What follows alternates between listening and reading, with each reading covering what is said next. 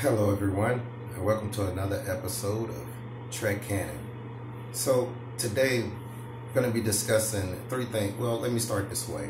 I wanted to do a video about, I didn't want to, looking at the last episode of Discovery, the one prior to this one, Unification 3, called Scavengers. I was like, okay, well, I really liked that episode.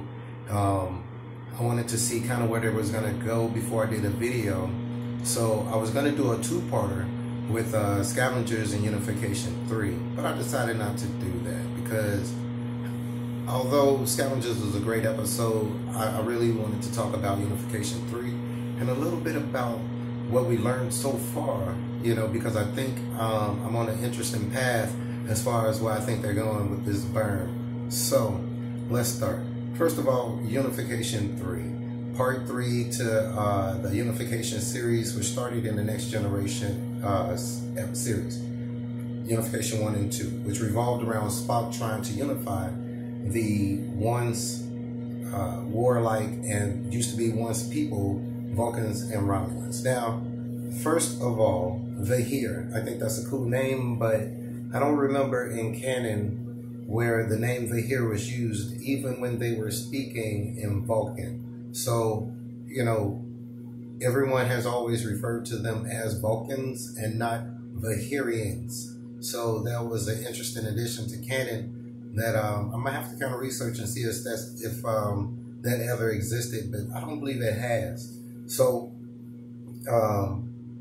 first of all, the whole dynamic of how she invoked the seeking of truth and fact.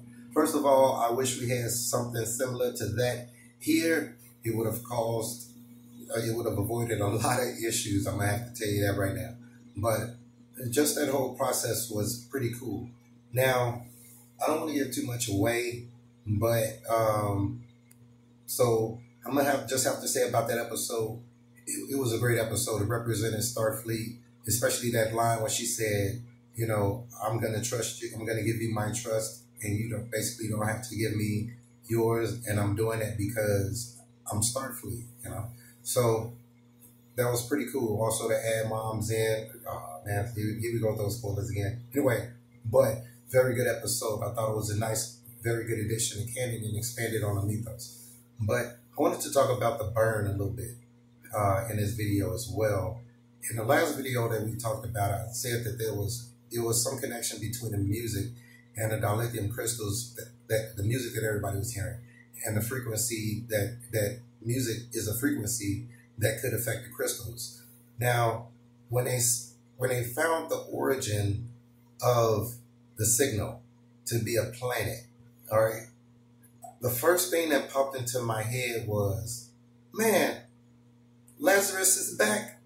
And why that thought popped into my head, I have to examine for a second, because I said, I'm Trek Canon. I know everything that has to do with Trek Canon. So if you guys remember the original series, The Alternative Factor, it was this guy named Lazarus.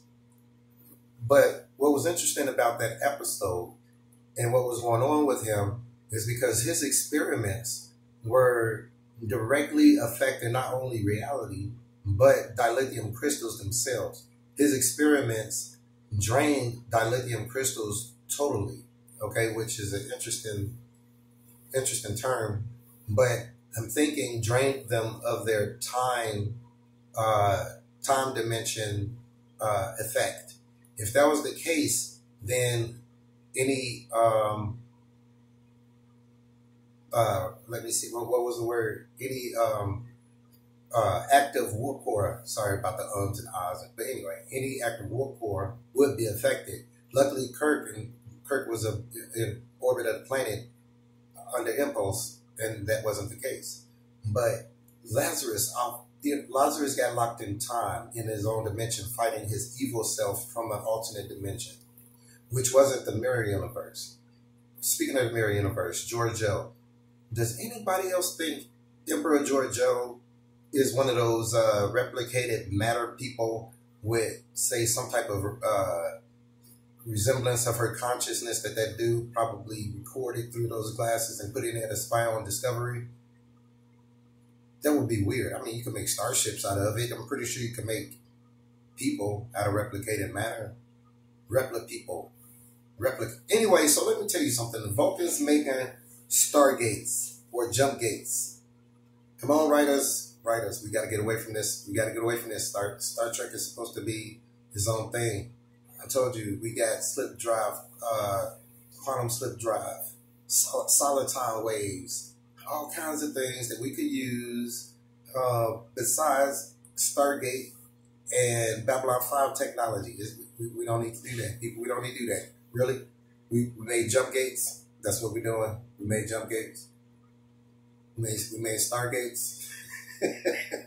But anyway, I want you guys to take a look at the episode. I'm going to have to go back and take a look at the episode too, but the original series, The Alternative Effect, I want to say season 1, episode 6.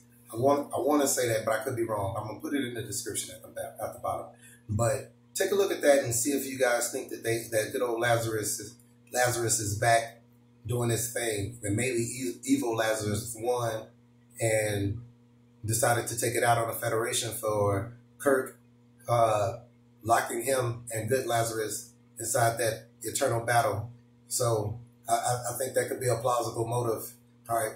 Talk to you guys later. As always, be cool. Thanks for taking a look at the video. Please subscribe if you haven't. Ring the bell for new videos. Peace and recycle. Say the whales.